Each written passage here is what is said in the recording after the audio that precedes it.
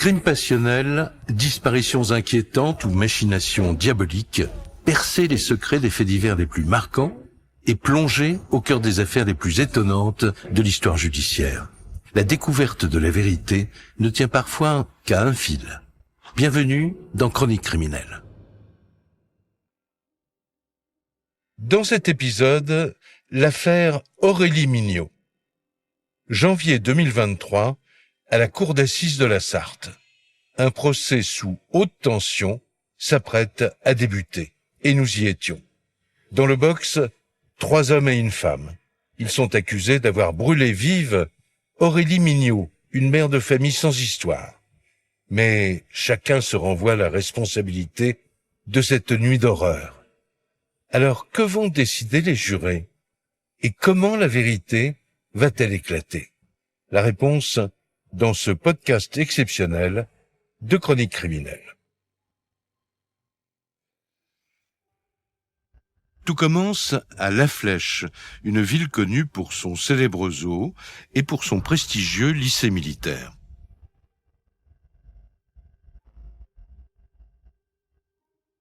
C'est dans cette commune que Stéphane Chouban et Aurélie Mignot ont décidé de s'établir il y a maintenant 20 ans. Ils ont une quarantaine d'années et ils sont à la tête d'une jolie tribu de 5 enfants. La Flèche, c'est une toute petite ville de 15 000 habitants à peu près. Stéphane Boucher, journaliste spécialiste des faits divers. Qui est dans la Sarthe, à peu près à mi-chemin entre Angers et Le Mans. Alors on est sur une maison de ville à La Flèche. Sarah Virion, avocate des parties civiles. Qui est pas très loin de la gare, dans une rue qui est assez passante. À l'époque, les 3 filles aînées du couple ont déjà pris leur envol, et seuls les 2 garçons, Quentin, 15 ans, et James, le petit dernier de 8 ans, habitent encore à la maison. Une famille en apparence idéale. Mais au début du printemps 2019, un événement tragique vient anéantir le cours de leur vie. Il est 3 heures du matin, dans la nuit du 28 avril 2019. Tout le monde dort, lorsque subitement, Aurélie se lève en sursaut. Donc cette nuit-là, Aurélie va se réveiller d'un seul coup. Jonathan Proust, avocat de la défense. Elle dit qu'elle va être réveillée comme avec un bruit de barbecue. C'est le bruit du feu. Elle s'embrase. Elle se lève brutalement. Elle s'aperçoit qu'elle est en feu. Elle regarde ses mains. À côté d'elle, dans le lit, il y a son compagnon. Pascal Rouillet, avocat des parties civiles. Son premier réflexe, c'est non pas elle, mais lui. Elle lui dit « Bébé, réveille-toi, il y a le feu ». Le feu prend sur son buste, sur son cou, sur sa tête, sur ses cheveux. Elle est absolument enflammée, toute la partie supérieure de son corps. Stéphane Chouban, très rapidement, prend la couette qui est sur le lit. Camille Crabière, avocate de la défense. Pour tenter le plus vite possible d'étouffer les flammes. C'est une scène d'enfer. Madame est en feu, elle hurle. Immédiatement, parce que la chambre s'embrase, elle pense à ses 2 enfants. Elle a 2 enfants à l'étage. Au rez-de-chaussée, Aurélie est prisonnière des flammes. À l'étage, ses enfants dorment encore. Alors Aurélie leur hurle de descendre. Ses cris finissent par réveiller Quentin. Aujourd'hui, Quentin a 19 ans et il a accepté de nous raconter comment il a failli mourir cette nuit-là. Et je commençais à avoir de la fumée en dessous de ma chambre. Du coup, ça me fait paniquer parce que comme j'ai vu de la fumée... Quentin, fils d'Aurélie Mignot. Le premier geste que j'ai fait, c'est de réveiller mon petit frère. Comme il dormait bien profond, mais je l'ai réveillé. Et je l'ai mis devant les marches, et puis après il est descendu tout seul. Du haut de ses 8 ans, James parvient à rejoindre sa mère en bas des escaliers. Elle le met tout de suite en sécurité. Mais la situation de Quentin se complique. Il est coincé à l'étage et la fumée s'épaissit. J'essayais de descendre, mais il faisait noir, et comme j'ai peur du noir, J'ai paniqué. Il veut aller dans sa chambre récupérer son portable pour s'en servir de torche pour s'éclairer parce qu'il a cette phobie du noir. Et donc il perd quelques précieuses secondes et le temps qu'il récupère son portable, les flammes sont en train de monter à l'étage et donc il est quasiment pris au piège. Il y a la fumée et du coup plus ça monte et plus j'arrive pas à respirer. Je l'entendais ma mère crier fort. Elle me disait descends, descends. Je lui disais je peux pas, j'arrive pas. Et je savais pas si elle entendait. Quentin retourne dans sa chambre. Philippe Sadeler, avocat des parties civiles. Mais il comprend vite que la chambre ne va pas, comme le reste des pièces de la maison, échapper au brasier. La crainte, c'est de mourir à ce moment-là. Pris au piège, Quentin escalade aussitôt le Velux de sa chambre. Il se retrouve perché sur le toit à plus de 3,50 m de hauteur. Sa vie ne tient plus qu'à un fil. Mes voisins, ils me disent descends, sinon tu vas mourir, ce sera trop tard pour toi et tout. Et puis là, je me suis dit, je préfère sauter que mourir. Du coup, j'ai sauté, j'ai atterri sur mes 2 pieds. Juste après avoir sauté, il y a les flammes qui ont pris sur le toit. Et à ce moment-là, tout le toit va tomber. À quelques secondes près, il périssait dans les flammes. À 2 secondes près, j'étais plus là. 2 secondes près, j'étais mort. Quentin est sauvé in extremis. Pendant ce temps, Stéphane, le papa, alerte tout le quartier et il appelle à l'aide. Une fois que Stéphane Chouban est sorti, il va frapper à toutes les portes des voisins environnants. Il prévient qu'il y a le feu, que sa femme est blessée. Il demande de l'aide pour lui. Il se plaint de sa douleur au bras, il est quand même très sérieusement brûlé. Mais bon, ce qu'il ne réalise pas à ce moment-là, c'est que il y a quelqu'un qui est quand même plus en danger, c'est sa compagne Aurélie, qui elle est très grièvement brûlée. Quand les secours arrivent, la scène est terrifiante. La maison est ravagée par les flammes. Les enfants sont prostrés et Aurélie ne bouge plus. Les secours vont très vite voir Aurélie, qui elle est absolument hagarde, mutique. Elle est vue par des voisins qui vont dire elle était noire de carbone. Elle est toute noire, toute brûlée en fait au niveau de sa peau. On nous dit elle est carbonisée. Lorsque l'ambulance arrive, immédiatement, alors qu'elle vient de sombrer au sol, on s'occupe d'elle et les pompiers diront elle est sans peau, 55% du corps est brûlé, uniquement la partie haute, donc la situation est totalement catastrophique et les médecins diront que souvent dans ces hypothèses-là, il n'y a pas vraiment d'espoir de survivre. Le pronostic vital est engagé.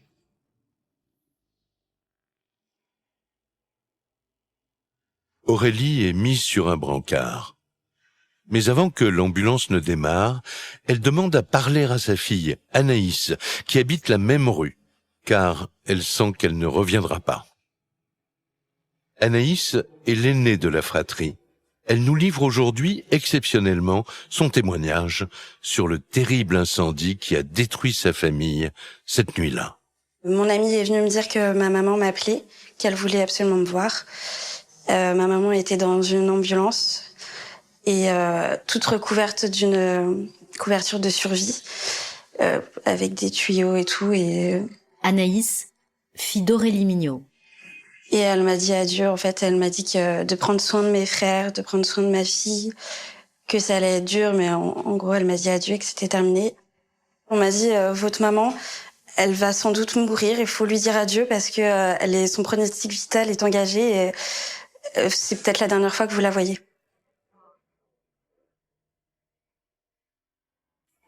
Entre la vie et la mort, Aurélie est emmenée en soins intensifs au service des grands brûlés. Elle est aussitôt plongée dans le coma. Dévastée, la famille est en état de choc. Personne ne sait si elle parviendra à s'en sortir. Dans ce quartier de la Flèche, le voisinage aussi est bouleversé, car cette famille qui vient de tout perdre sous leurs yeux est appréciée de tous. Aurélie, Stéphane, c'est une famille assez classique, un couple 20 ans de vie commune, 5 enfants, garçons et filles. Elle travaille comme agent d'entretien. Stéphane Boucher, journaliste spécialiste des faits divers. Elle est un peu femme à tout faire au lycée militaire du Prytanée, qui est une prestigieuse institution militaire où on forme les futurs officiers. Et puis Stéphane Chouban, lui, est intérimaire. Il travaille de manière plus aléatoire sur des missions intérim. Il n'a jamais su faire fructifier un emploi ou avoir un CDI ou ce genre de choses. Et le deal qui a été fait entre eux, en quelque sorte, c'est que lui fasse l'homme au foyer et qu'elle ramène de quoi faire bouillir la marmite, comme on dit. Aurélie est décrite par ses proches comme une femme courageuse qui aime son travail et qui ne compte pas ses heures. Mais ce qui fait son bonheur, c'est son rôle de maman auprès de ses 5 enfants. Vous savez, Aurélie, c'est une femme assez formidable, qui est décrite par tout le monde comme jolie, une mère accomplie. Elle a toujours cette joie de vivre, ce sourire un peu à toute épreuve, cette bonne humeur communicative. Elle a vraiment un charme, elle sait se mettre en valeur. Elle est assez solaire, en fait. Elle est assez rayonnante. Retour dans ce quartier de la Flèche où vivait Aurélie. Depuis l'incendie, les voisins et les amis se mobilisent pour venir en aide à cette famille qui a tout perdu. D'autant que ce n'est pas la première fois qu'elle vit un tragique accident. Quelques années plus tôt, en 2016, le père de famille, Stéphane Chouban, a lui aussi frôlé la mort. Ici, tout le monde s'en souvient. On sait que cette famille a été touchée par déjà un drame, peut-être pas aussi épouvantable, mais quelque chose qui a marqué les esprits, c'est que 3 ans auparavant, Stéphane, pour gagner un petit peu d'argent, s'est proposé comme cobaye auprès d'un institut pharmaceutique pour tester des médicaments. Malheureusement, l'un de ces tests avait eu des conséquences dramatiques sur sa santé parce qu'il a fait un AVC. Alors c'était quelqu'un qui était apparu dans les médias locaux et nationaux. Jonathan Proust, avocat de la défense. Il y a eu plusieurs reportages à la télévision nationale. Il avait voulu montrer que son combat était légitime, qu'il était important. C'était un peu David contre Goliath. Stéphane Chouban sollicite toute la presse et son combat fait la une. Il désigne le laboratoire comme unique responsable de son état de santé. Voici une interview qu'il a donnée peu de temps après son attaque, en 2016. Il a décidé de raconter son calvaire. Stéphane Chouban est l'un des 6 hommes hospitalisés à Rennes en janvier suite à des essais thérapeutiques. L'un d'eux est mort. À 42 ans, Stéphane Chouban a décidé de témoigner et de porter plainte. J'ai porté plainte pour manque de surveillance, pour manque de la confiance et moralement aussi. Il y a bien eu des problèmes. Stéphane Chouban. On n'est pas arrivé comme ça, on est arrivé en super bonne santé. Je suis en colère parce qu'ils nous ont menti et je suis en colère parce qu'ils nous ont pas surveillé sur place. Avec la médiatisation et les poursuites judiciaires, Stéphane Chouban obtient gain de cause. Il touche 25 000 € de dommages et intérêts. Avec le temps, mais aussi et surtout avec le soutien d'Aurélie, Stéphane récupère peu à peu ses facultés. Tout le monde se dit... Ces gens-là n'ont pas de chance. Stéphane Chouban a fait un essai clinique, il a donné sa personne pour essayer d'améliorer la science. Sarah Virion, avocate des parties civiles. Et aujourd'hui, il perd sa maison, sa femme est dans un état dramatique et ils ne savent pas quand est-ce qu'ils vont pouvoir la retrouver et s'ils vont pouvoir la retrouver. Les organes sont touchés, elle ne peut plus respirer. Pascal Rouillet, avocat des parties civiles. On installe une canule pour permettre une respiration artificielle. On tente le tout pour la sauver. Au service des Grands Brûlés de Nantes, à 2 heures de la Flèche, Aurélie est toujours plongée dans le coma. Aucun signe d'amélioration. Et lorsqu'Anaïs se rend au chevet de sa mère au lendemain du drame, elle est sous le choc. Le premier jour où j'ai été voir ma maman, elle était donc dans le coma, elle était bandée de la tête aux pieds, on pouvait distinguer aucune parcelle de son corps à part ses yeux qui étaient fermés. Elle était sur le ventre et c'est une image très très compliquée parce que ma maman qui est pleine de vie là était complètement endormie et On pouvait pas la voir, on pouvait pas distinguer son visage ni rien d'autre. On pouvait s'imaginer n'importe quoi dans notre tête. Pour la famille, l'inquiétude est totale. Retour à la Flèche sur les lieux de l'incendie. Les gendarmes sont sur place. Ils ont demandé l'intervention d'un expert pour déterminer le point de départ du feu. Mais la maison est réduite en cendres, alors les investigations s'annoncent difficiles. Une première expertise est réalisée très rapidement, comme c'est d'usage. Camille Crabière, avocate de la défense. Parce que les pompiers, en cas de blessés humains graves, ne déblayent pas les gravats pour permettre aux enquêteurs de vérifier l'origine de l'incendie. On va comprendre que le feu n'a pas pris au sol, mais a pris au niveau du lit. Et Aurélie avait l'habitude de dormir avec son téléphone portable chargé à côté de son oreiller. Au cas où elle aurait un appel en pleine nuit de ses enfants, c'est quelque chose qu'elle faisait tout le temps. Il y a pu y avoir une surchauffe qui serait à l'origine de l'incendie. L'expertise fera état d'un court-circuit, d'un téléphone portable qui aurait grillé, brûlé et qui aurait pu entraîner cet incendie. Donc les premières constatations, on est face à un incendie qui serait de nature accidentelle. Des débris du téléphone sont d'ailleurs retrouvés dans la chambre. Et pour confirmer l'hypothèse d'un accident, Stéphane est lui aussi interrogé sur le déroulé de la soirée.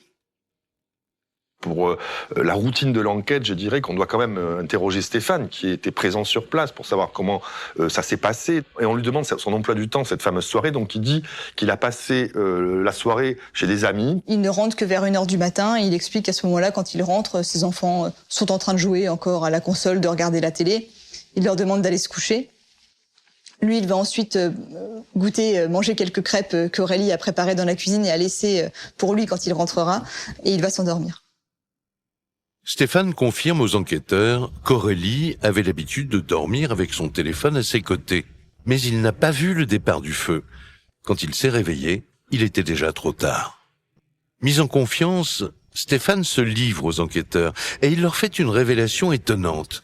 Une confidence qui n'a, semble-t-il, aucun lien avec l'affaire. Et là, très rapidement, curieusement, il dit qu'il a une relation extra-conjugale avec une femme qui s'appelle Fabienne. Fabienne Gauthier, elle a une importance dans sa vie. Semble-t-il, les liens sont très forts entre eux.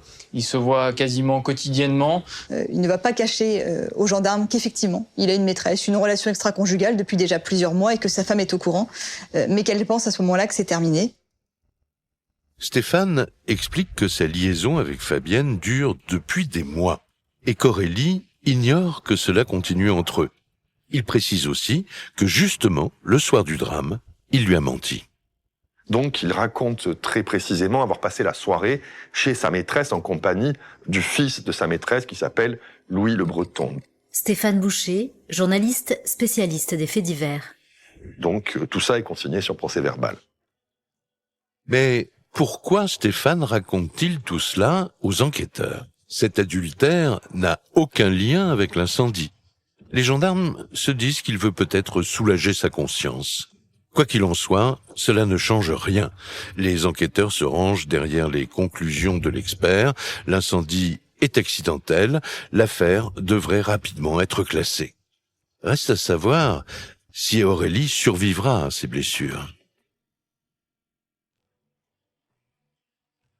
Juillet 2019. 2 mois après le drame survenu à la Flèche, et contre toute attente, Aurélie sort du coma. Un miracle pour toute la famille.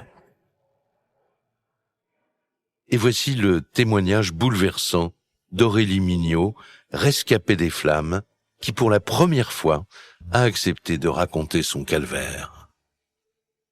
Quand je me réveille, je sais pas si je viens juste de me réveiller ou ça fait longtemps que je me suis réveillée en fin de compte. Aurélie Mignot, victime. Mais je réalise pas ce qui m'est arrivé. Je sais pas pourquoi je suis là.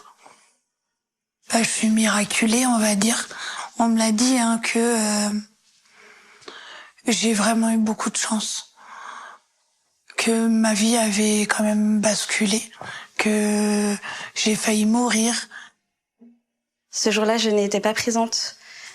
On m'a appelée et on m'a dit « Votre maman, elle se réveille ». Anaïs, fille d'Aurélie Mignot. Et en fait, je pouvais pas être là, je pouvais pas être à côté d'elle, je pouvais pas... J'ai été là tout le long pour ma maman et le jour de son réveil, je l'étais pas. Ça a été très dur parce que je me suis dit, elle va se réveiller, elle va être toute seule, elle va être complètement perdue. À ce moment-là, le moment de solitude pour elle, j'ai très mal vécu parce que je pouvais pas m'imaginer par quoi elle traversait. Pendant ces 2 mois de coma, Aurélie a subi un grand nombre d'opérations pour des greffes de peau. Elle a été intubée et aujourd'hui encore, elle a besoin d'une canule pour respirer. À son réveil, elle doit tout réapprendre, manger, marcher et parler. La rééducation dure 2 ans. J'espère, bien sûr, qu'un jour ça ira mieux, mais je doute. Je me demande est-ce que ma canule va se boucher? Est-ce que combien de temps avec ça je devrais vivre? Je me pose beaucoup de questions. Est-ce que un jour je vais pas mourir à cause de ça? Beaucoup de stress à cause de cette canule-là. C'est grâce à ça que je vis aujourd'hui.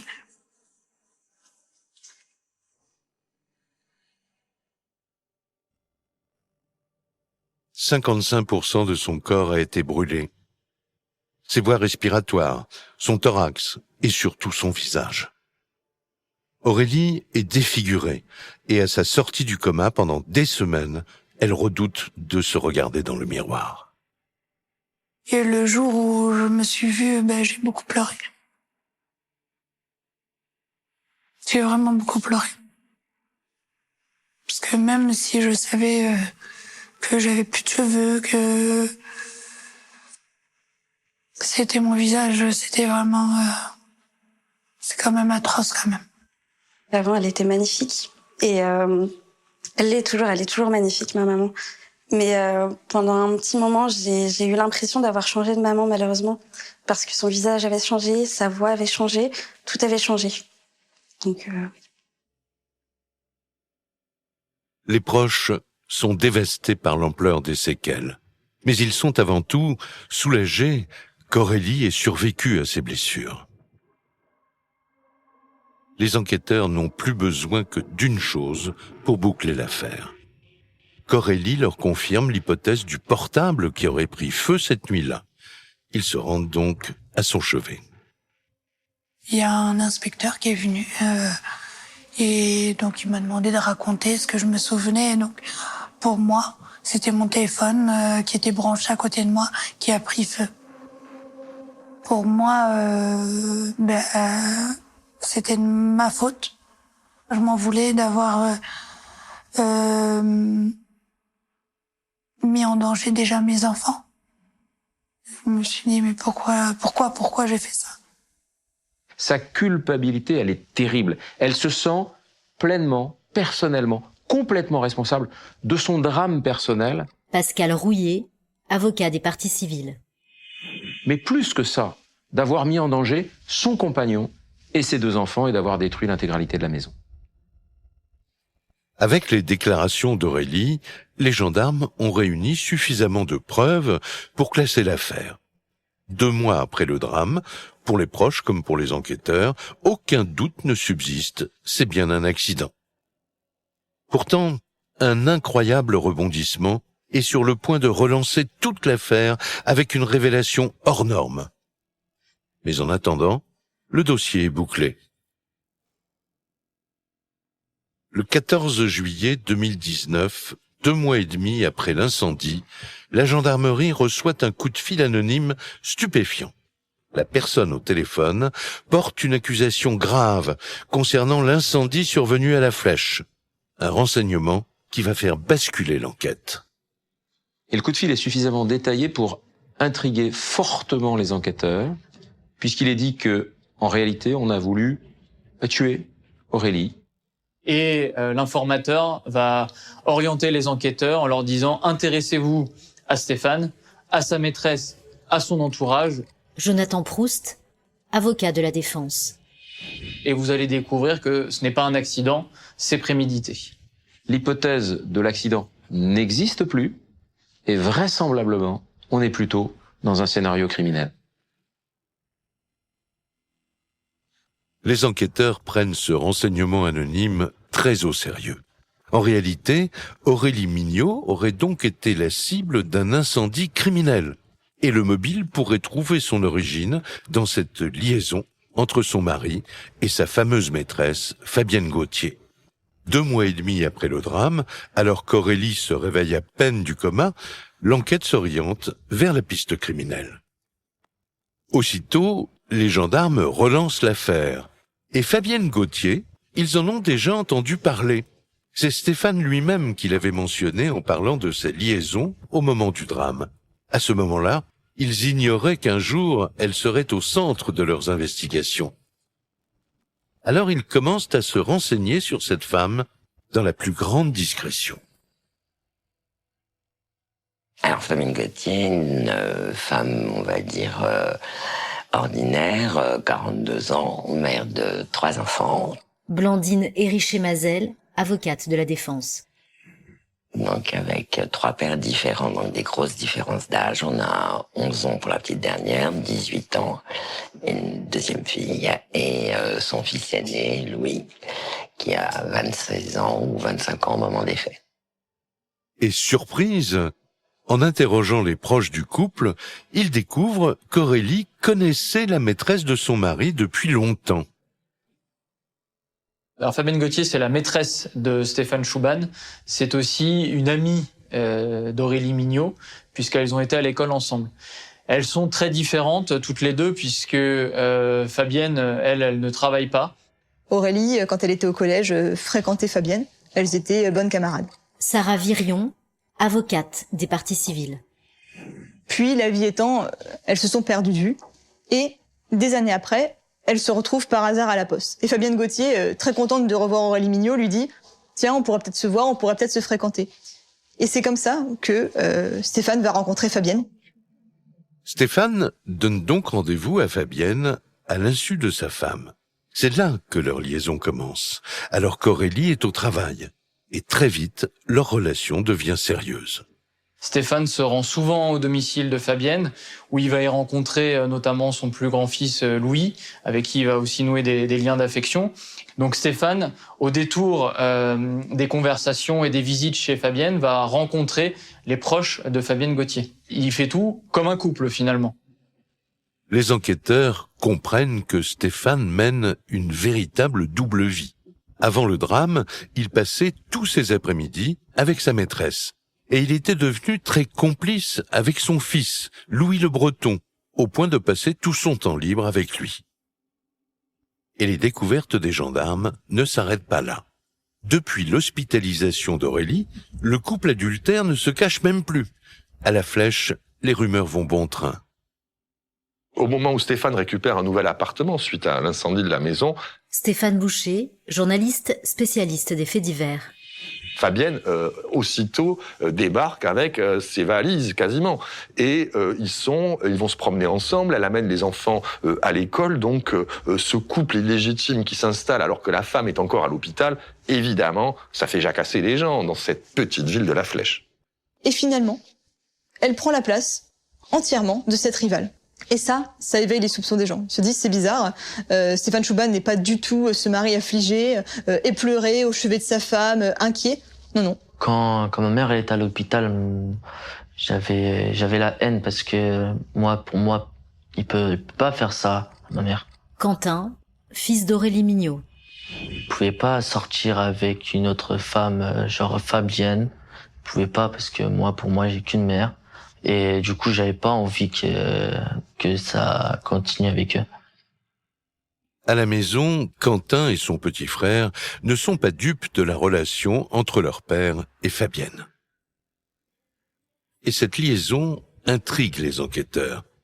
Ils y voient un mobile possible pour expliquer cet incendie criminel, car depuis l'hospitalisation d'Aurélie, ils passent tout leur temps ensemble. Et si les deux amants avaient cherché à éloigner la femme gênante pour de bon? Pour en avoir le cœur net, ils vont interroger de nouveau Aurélie. Cette fois, ils la questionnent sur l'infidélité de son mari. Que savait-elle exactement? Est-ce que son couple battait de l'aile avant l'incendie? Les enquêteurs m'ont demandé si j'avais la connaissance qu'il avait une maîtresse. Et je me souvenais bien de comment je l'avais découvert aussi. Aurélie Mignot, victime. C'était la veille de Noël, le 24. J'étais dans ma chambre en train de m'habiller pour la soirée. Et son téléphone a sonné et il était sur le lit, son téléphone. Donc moi j'ai regardé. Et c'était un SMS de Fabienne Gauthier disant qu'il allait lui manquer. Et lui, le message juste avant, je vois qu'il lui a écrit « Je suis désolée de t'avoir fait l'amour rapidement, mais j'avais pas le choix. » Je lui balance son téléphone et je lui dis que j'étais déterminée à le quitter. Pour Aurélie, c'est une double trahison. Son mari la trompe, et en plus, avec une amie d'enfance. Elle explique aussi qu'après Noël, elle lui avait d'ailleurs lancé un ultimatum. Dès qu'il touchera les indemnités du laboratoire, il pourra subvenir à ses besoins. Il devra donc quitter la maison. La rupture était ainsi décidée. Aurélie révèle ensuite aux enquêteurs que son mari a toujours été infidèle et qu'il l'a fait beaucoup souffrir. Quand j'apprenais qu'il avait des maîtresses, et il en a eu quand même beaucoup, donc il avait toujours la manière pour détourner à son avantage. Et à chaque fois, je lui ai pardonné. J'ai fait beaucoup de choses pour lui. Je l'emmenais même chez sa maîtresse. J'étais très très amoureuse, oui, très très amoureuse de lui. Donc Stéphane Chouban a de nombreuses maîtresses. Il est inscrit sur plusieurs sites de rencontres d'ailleurs, sur Internet, sur son téléphone. Il passe beaucoup de temps à draguer. Il a eu plusieurs passades qu'Aurélie a su pardonner, parce que c'était des passades. Et avec Fabienne, c'est une relation qui dure. Et le fait que ce soit une relation qui dure, avec une femme en plus qu'elle a connue, qui a été une camarade de classe, ça a été la fois de trop pour Aurélie. La goutte d'eau, comme on dit. D'autant qu'Aurélie fait de nouvelles confidences aux enquêteurs au sujet des pratiques sexuelles de son mari. Elle n'était pas toujours consentante, dit-elle. Et là, un côté sombre de Stéphane commence à se révéler. Assez rapidement, il va suggérer une soirée en discothèque qui n'est pas une soirée en discothèque. Pascal Rouillet, avocat des parties civiles. Aurélie se retrouve au milieu de couples dénudés dans des clubs échangistes. Il y a eu beaucoup de fois où il m'a forcée. Et si je ne voulais pas y aller, je vais te quitter. Bon, j'avoue, il m'a pas tout le temps non plus forcé la main. Après, quand il était avec d'autres femmes dans ce milieu-là, pour moi, c'était pas trompé. Par contre, il y a plusieurs fois, quand je revenais du travail, il y avait des hommes à la maison, oui. Et ça, j'étais pas au courant. Des hommes qui m'attendaient pour avoir des rapports, et ça, au début, je laissais faire. Mais plus le temps passait, plus j'avais du caractère et plus ça passait pas par contre. Il faut que ça cesse. Aurélie n'est plus heureuse, n'est plus épanouie, et même si elle aime toujours Stéphane, ce couple ne peut plus durer. Les enquêteurs découvrent la part d'ombre de Stéphane Chouban, un mari infidèle qui repoussait les limites avec sa femme. 4 mois avant l'incendie, malgré l'ultimatum d'Aurélie, Stéphane refuse de partir, sans doute par confort ou parce qu'il ne gagne pas assez d'argent pour être indépendant. Alors, il continue de mener une double vie avec sa maîtresse, un triangle amoureux dangereux. Les enquêteurs s'interrogent. Les deux amants n'auraient-ils pas cherché à se débarrasser d'Aurélie, la femme gênante. Il questionne tous les proches dans le plus grand secret, dans l'espoir de trouver une preuve de leur manigance. C'est alors qu'un témoin fait une révélation fracassante sur Fabienne, la maîtresse de Stéphane.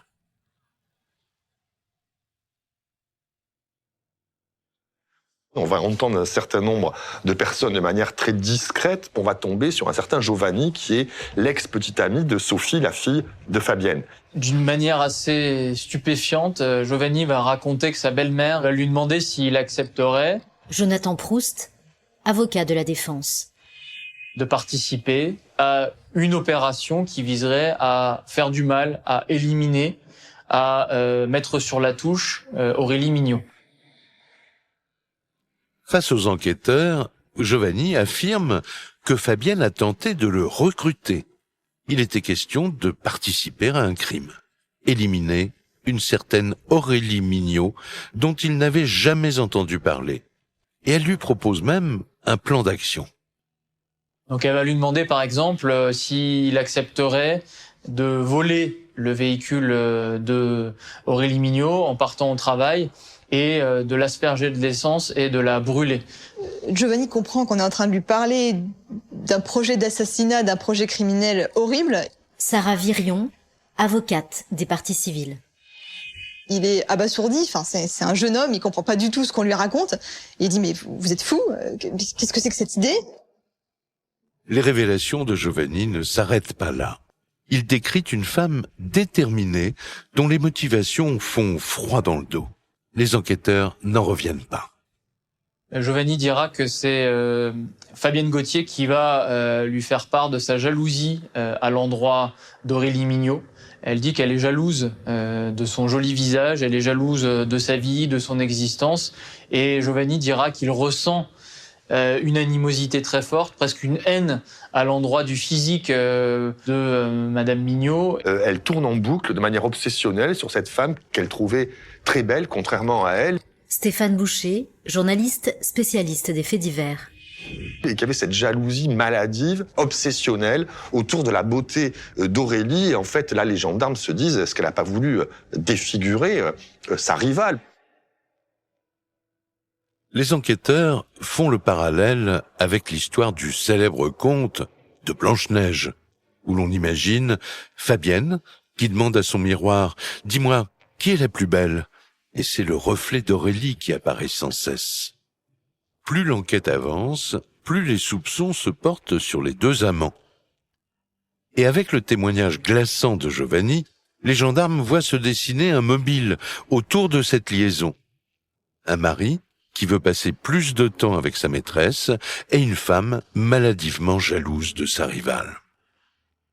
Ils ont les photos des deux, les enquêteurs. Ils voient Aurélie qui a des beaux yeux bleus, qui a un beau visage, qui est souriante, qui est un peu apprêtée. Et Fabienne, la maîtresse, qui est beaucoup plus négligée, qui n'a pas un physique aussi avenant. Est-ce qu'on ne serait pas au cœur de l'histoire avec ça? Se dresse le portrait d'un couple, des amants qui, de manière un peu diabolique, auraient peut-être programmé la mise à mort d'Aurélie, la femme, gênante, Fabienne prenant la place d'Aurélie. Les gendarmes sont persuadés que c'est au cœur de cette liaison que tout s'est joué. Alors ils procèdent à de nouvelles investigations dans les décombres de la maison. Car s'ils ont le témoignage accablant de Giovanni, ils n'ont aucune preuve matérielle que l'incendie soit d'origine criminelle. Une nouvelle expertise incendie va avoir lieu à la suite de ces révélations. Donia Forgani, avocate de la défense. Et on va faire intervenir un expert canin et le chien va s'arrêter à des endroits précis. Il va faire des marquages, c'est-à-dire que lorsqu'il s'arrête, qu'il se couche, qu'il y a en fait un produit accélérant qui a été utilisé. On va se rendre compte qu'il y a des traces d'hydrocarbures dans la chambre de manière assez surprenante. Et le chien va marquer à proximité immédiate du lit et du côté de Stéphane Chouban. Ça change complètement la donne, parce que là, on est vraiment sur peut-être une mise en scène à caractère criminel pour faire croire à un incendie accidentel. Les enquêteurs en ont donc la confirmation. C'est bien de l'essence qui a été aspergée dans la maison et qui est à l'origine du feu. Reste à savoir maintenant si les amants diaboliques ont fait appel à des complices. Rappelez-vous, l'informateur anonyme avait donné une précision. Il faut s'intéresser, disait-il, à l'entourage de Fabienne Gauthier. Les gendarmes analysent donc les communications de Stéphane et Fabienne à la recherche de nouveaux protagonistes. Et là, l'enquête s'accélère. Et ils échangent pas seulement tous les deux, on va se rendre compte qu'il y a 2 autres personnes qui échangent avec Fabienne, avec Stéphane ou avec les deux. C'est d'une part Louis Le Breton, qui est le fils de Fabienne Gauthier, et va apparaître une nouvelle personne, Florian Nallet. Florian Nallet qui est le petit ami de Sophie Charpentier, la fille de Fabienne Gauthier. Donc Florian apparaît, un quatuor qui apparaît. Les échanges avec ces 2 nouveaux personnages sont nombreux. Rien d'étonnant pour Louis Le Breton, qui communique comme d'habitude avec sa mère. Mais pour Florian Nallet, c'est plus surprenant, car il n'est que le nouveau petit ami de sa fille. Et les découvertes des gendarmes ne s'arrêtent pas là. Les téléphones ont tous borné ensemble chez Fabienne jusqu'à 1h du matin, juste avant l'incendie. Ce que l'on découvre, c'est que dans les minutes qui ont précédé l'incendie, Pascal Rouillet, avocat des parties civiles. il y a eu des échanges physiques entre les 4 mises en cause. Et là semble se dessiner, au regard de la téléphonie, un quatuor qui va s'organiser, se concerter en amont du drame. L'étau se resserre brutalement. Stéphane, Fabienne, Louis et Florian sont confondus par la téléphonie. Ils vont devoir s'expliquer sur leur mystérieuse rencontre le soir du drame. Mais les gendarmes s'interrogent encore. Pourquoi Louis et Florian sont-ils mêlés à l'affaire? Car ils ont une vingtaine d'années et ils n'ont pas le profil de criminels. Les 2 nouveaux protagonistes sont d'abord chronologiquement Monsieur Le Breton, Louis. Philippe Sadeler, avocat des parties civiles. Qui est le fils de Fabienne Gauthier. Et ils ont tous les 2 une relation extrêmement fusionnelle. Louis, il aime sa maman par-dessus tout le monde. C'est vraiment le bon fils qui va s'occuper de sa maman. C'est vraiment le fils idéal, en fait. Alors Florian Nallet, c'est un jeune homme sans histoire, qui n'a pas eu une très longue scolarité. Il a arrêté l'école assez tôt, en 5e. Il est décrit comme quelqu'un de gentil, de serviable, de doux. Il est d'ailleurs inconnu des services de la gendarmerie. Mais les enquêteurs en sont convaincus, ils ont tous les 4 fomenté un complot visant à éliminer Aurélie. Reste à comprendre les motivations de chacun. Le 17 octobre 2019, 6 mois après l'incendie, les gendarmes les placent en garde à vue. Et ils commencent par interroger Stéphane. Stéphane, il reste droit dans ses bottes. Donc il faut s'en tenir pour lui à l'hypothèse de départ, c'est-à-dire celle qui a toujours prévalu, celle d'un incendie à caractère accidentel. Et donc il en reste à ses déclarations d'origine. Stéphane campe sur ses positions. Alors les enquêteurs changent de stratégie. Ils vont interroger Fabienne. Ils espèrent la faire craquer en essayant de l'émouvoir sur le sort d'Aurélie. Mais sa réaction est déconcertante. Et donc, on va mettre, après Stéphane, la pression sur Fabienne, parce qu'elle est au centre de l'histoire. Et on va lui montrer les photos de sa rivale amoureuse, qui est totalement défigurée par l'incendie. C'est quand même des photos assez insoutenables. Et les enquêteurs vont avoir l'inverse de ce qu'ils espèrent. Au moment où ils essayent de toucher cette femme en plein cœur, la seule réaction de Fabienne Gauthier a été de dire qu'elle est moche. Ces termes ont stupéfait les enquêteurs. Sarah Virion, avocate des parties civiles. C'est cette froideur. Par cette phrase, c'est la haine de cette femme qui ressort pour sa concurrente. Et c'est vrai que Madame Gauthier était dans un état de sidération. Blandine Hériché-Mazel, avocate de la défense. Madame Gauthier est une femme qui a énormément de mal à exprimer ses émotions, faut le dire. Fabienne ne dit rien de plus.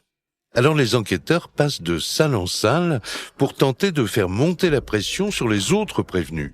Et c'est Florian Nallet, le gendre de Fabienne Gauthier, qui s'écroule le premier. Immédiatement, il avoue tout. Il explique avoir d'abord été approché par Fabienne et qu'ensuite Stéphane serait devenu insistant, implorant son aide. Florian aurait finalement accepté de participer en échange de 500 €. Florian va raconter qu'il était chargé cette fameuse nuit d'apporter de l'essence et un chalumeau à Stéphane. Donc Florian Nallet va accuser Stéphane Chouban d'être l'instigateur et surtout celui qui a mis le feu à Madame Mignot. Florian affirme s'être contenté d'apporter l'essence. Confronté à ces déclarations, dans la pièce d'à côté, Fabienne, la maîtresse, et son fils Louis passent à leur tour aux aveux. La maîtresse reconnaît avoir servi de recruteuse. Et Louis explique avoir seulement accepté de conduire Florian sur place. Les trois sont unanimes, c'est Stéphane, le mari, le cerveau de ce complot. Les enquêteurs espèrent maintenant le faire craquer. Et ils vont lui dire tout simplement, Stéphane, si tu ne parles pas, c'est toi qui vas prendre pour les trois autres. Il est un peu contraint et forcé, mis sous pression, un peu dos au mur, il va livrer à son tour sa version des faits. Acculé, Stéphane se met à parler. Il dit qu'avec Fabienne, ils auraient mûri ce projet ensemble depuis des mois. Puis, ils auraient planifié les derniers détails, juste avant l'incendie. Il explique que ce soir des faits, ils se réunissent tous chez Fabienne, dans la chambre de Fabienne. Et que là, ils distribuent les rôles. Là, va être mis au point une sorte de plan, de stratégie, tous les quatre. Jonathan Proust, avocat de la défense. Les rôles sont définis à ce moment-là. Le plan est le suivant. Stéphane doit rentrer chez lui dans la soirée, après avoir vu Fabienne. Il doit aller se coucher, après avoir préalablement laissé la porte de la maison ouverte. Stéphane rentre chez lui donc, mange quelques crêpes, réveille sa femme pour la remercier pour ses crêpes en lui disant qu'elles étaient très bonnes. Et il raconte qu'il aurait pris un cachet pour dormir, pour ne pas assister à la scène. Stéphane Boucher, journaliste spécialiste des faits divers. Et à ce moment-là, il envoie un petit texto rapide aux deux jeunes garçons et en leur disant « Go, vous pouvez y aller ». Au top départ, Louis et Florian partent en scooter et s'approchent de la maison. Louis se gare à 100 mètres pour éviter de se faire remarquer. Florian finit le trajet à pied et pénètre dans le pavillon non verrouillé. Et très discrètement, Florian vient avec l'essence. Et en fait, ce que dit Stéphane, c'est que lui étant endormi, parce qu'il a pris un cachet, ça serait Florian qui aurait lui-même aspergé d'essence Aurélie et qui aurait mis le feu. Selon Stéphane Chouban, le but de ce feu n'était pas d'assassiner Aurélie, mais seulement de la blesser gravement. Il a vraiment toujours crié que... Camille Crabière, avocate de la défense. Jamais il avait eu pour volonté ou pour intention de tuer Aurélie Mignot. Le mari ajoute qu'il était juste question de blesser Aurélie en l'envoyant à l'hôpital pour vivre librement son amour avec sa maîtresse. Selon lui, c'est la jalousie de Fabienne qui a été le moteur de leur projet. Et pour finir, il nie avoir mis le feu. Selon lui, c'est Florian l'incendiaire. À la suite des aveux de Stéphane, les interrogatoires se poursuivent pour tenter de savoir qui dit vrai. Et les auteurs vont faire des révélations terrifiantes. En fait, ils auraient élaboré plusieurs plans pour s'en prendre à Aurélie. Les scénarios font froid dans le dos. A d'abord été évoquée la possibilité de couper les freins de la voiture d'Aurélie Mignot. Et dans les auteurs, là, on a des gens qui connaissent bien les voitures et qui connaissent bien la mécanique. Oui, mais sauf que si l'on coupe les freins de la voiture... Pascal Rouillet, avocat des parties civiles. Est-ce qu'on est sûr que au moment de l'accident, la vitesse sera suffisante pour tuer Aurélie? C'est pas certain. Ensuite, il y a cette deuxième hypothèse qui est celle de l'acide. On envisage de balancer de l'acide sur Madame Mignot. Et donc, il faut imaginer la scène. Ils vont acheter un carré de viande. Louis ramène de l'acide de son garage et on va faire une sorte d'expérience un peu scientifique. Tout le monde est autour. Et on se rend compte, malheureusement, diront-ils, qu'il n'y a aucun effet de l'acide sur la viande. Et Stéphane Chouban, par ailleurs, projettera quelques gouttes d'acide sur sa propre main. Philippe Sadeler, avocat des parties civiles. Et considérant que celui-ci n'était pas assez efficace ni assez corrosif, et finalement, cette piste sera abandonnée. On a envisagé de scalper Aurélie. On a envisagé d'étouffer Aurélie. On a envisagé de poignarder Aurélie. C'est peut-être le feu qui est le plus efficace. Et c'est ce scénario-là qui sera retenu.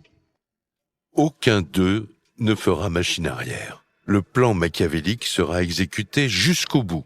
Et sans le coup de fil anonyme, le quatuor aurait sans doute commis le crime parfait. Pour les enquêteurs, la préméditation et l'intention criminelle ne font aucun doute. Utiliser le feu et l'essence. Projeter de l'essence à même le corps de la personne que vous voulez brûler vous garantit de l'efficacité du procédé. Et le résultat sera tellement extraordinaire, tellement performant, qu'on va brûler l'intégralité de la maison. C'est le signe évident d'une préméditation et donc d'une tentative d'assassinat. À l'issue de leur garde à vue, Stéphane Chouban, qui est désigné comme le principal instigateur, et ses complices, Florian Nallet et Louis Le Breton, sont mis en examen tous les trois pour tentative d'assassinat. Fabienne Gauthier, considérée comme la recruteuse, est accusée de complicité de tentative d'assassinat. Et ils sont tous envoyés en détention dans l'attente de leur procès.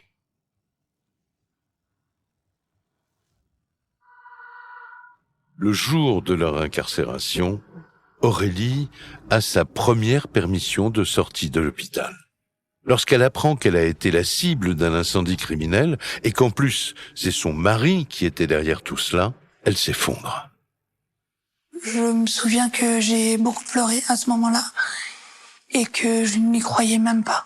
Aurélie Mignot, victime. Il m'aimait trop pour qu'il puisse me faire ça. Pour moi, c'est impossible. Mais je sais que j'ai mis du temps à me dire oui, c'est vraiment lui qui a fait ça. J'ai mis beaucoup de temps. Quand j'ai vraiment réalisé que c'était lui, ça m'a fait beaucoup de mal. Beaucoup de mal. Je me suis demandé vraiment pourquoi il a voulu ma mort. Parce qu'à ce moment-là, pour moi, il a voulu me tuer.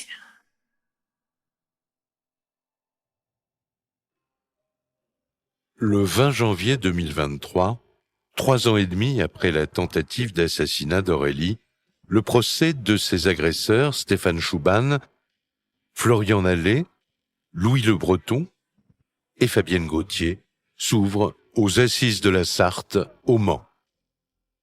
L'enjeu est de taille, car les accusés contestent l'intention criminelle et ils affirment avoir voulu seulement blesser Aurélie. Ils espèrent ainsi alléger leur peine, car ils risquent la perpétuité.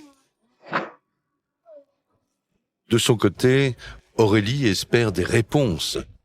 Elle a été la cible de l'incendie, mais ses 2 garçons aussi ont failli mourir dans les flammes. Elle arrive entourée de ses 5 enfants et de toute sa famille qui fait bloc derrière elle. Dès l'ouverture des débats, elle est citée à la barre. Alors avec courage, elle apostrophe les accusés dans le box. Et je me suis adressée à eux parce que je voulais vraiment qu'ils voient dans quel état ils m'avaient mise. Je veux comprendre à cet instant-là le pourquoi. Ils m'ont fait ça gratuitement parce que j'ai rien fait pour mériter ça. Le deuxième point, c'est qui a mis le feu sur moi? Monsieur Nallet ou Monsieur Chouban? Pour Aurélie, le geste de son mari qui l'a aspergé d'essence après 20 ans d'union est encore plus grave. Elle veut savoir. Mais dans le box, les 4 accusés restent silencieux. Ils baissent les yeux.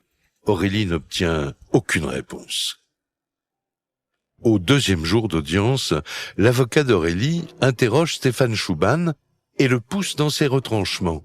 Face à la cour, Stéphane perd pied. À 10 minutes d'intervalle, il donne 2 versions radicalement différentes sur le déroulement du drame. Aujourd'hui, il ment, il est perdu dans ses déclarations. Dans une version, il nous dit qu'il dormait au moment où les faits se sont déroulés. Dans une autre version, il nous dit très précisément ce que l'autre a fait. De sorte qu'il ne peut pas dormir à ce moment-là, puisqu'il nous décrit ce que l'autre a fait. Effectivement, Stéphane s'en mêle dans ses versions. D'abord il dort, et puis non. En fait, il a vu Florian Nallet mettre le feu. Mis face à ces contradictions, il finit par dire qu'il ne se souvient plus. Alors c'est l'avocat de la défense de Florian Nallet qui contre-attaque. Il cite les éléments accablants qui pourraient désigner Stéphane comme étant le seul auteur du feu. Madame Mignot nous a répété à plusieurs reprises qu'au moment où elle va ouvrir les yeux, Jonathan Proust, avocat de la défense.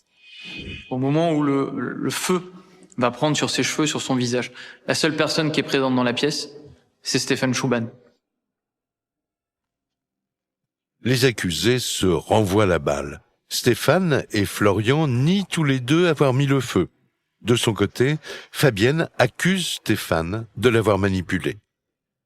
Et Louis, son fils, reste muet. À la fin des débats, Aurélie ne sait donc toujours pas pourquoi ils s'en sont pris à elle.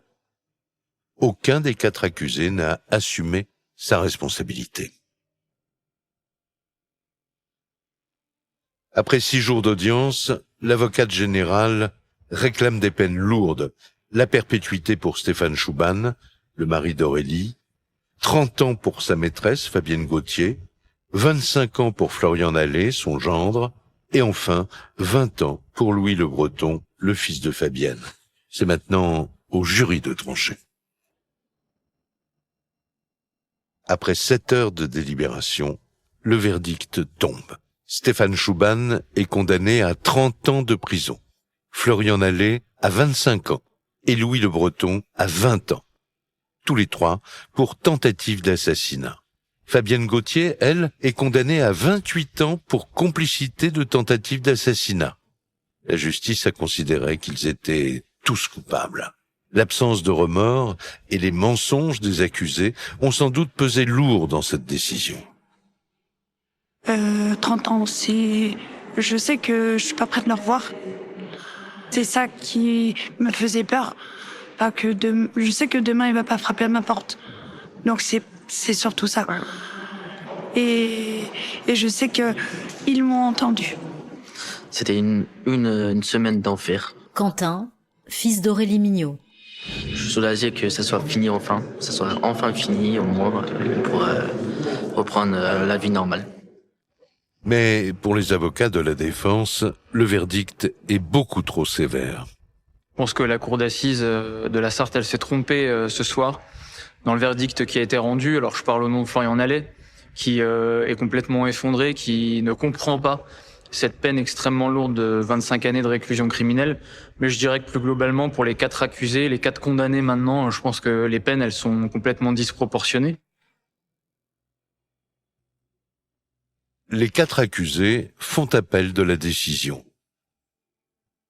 Le procès à venir sera une nouvelle épreuve pour Aurélie. Et c'est grâce au soutien indéfectible de tous ses proches qu'elle reste combative. Je pense que j'aurai jamais assez de ma vie pour remercier toute ma famille, tout ce qu'elle a fait pour moi et tout ce qu'elle fait encore pour moi. Parce que on parle tout le temps de moi, parce que oui, j'ai été la première victime, mais pour moi, toute ma famille a vécu quelque chose de dramatique ce jour-là, parce que ça les a touchés. Ça a été très dur et c'est même très très dur pour eux de me voir comme ça, de me voir tout le temps mal. C'est très dur pour eux. Et je les aime vraiment très très fort aussi.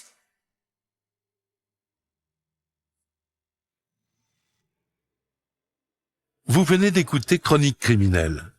Si l'épisode vous a plu, N'hésitez pas à mettre des étoiles, à commenter ou à vous abonner sur votre plateforme d'écoute préférée. Et retrouvez dès la semaine prochaine un nouvel épisode de Chronique criminelle.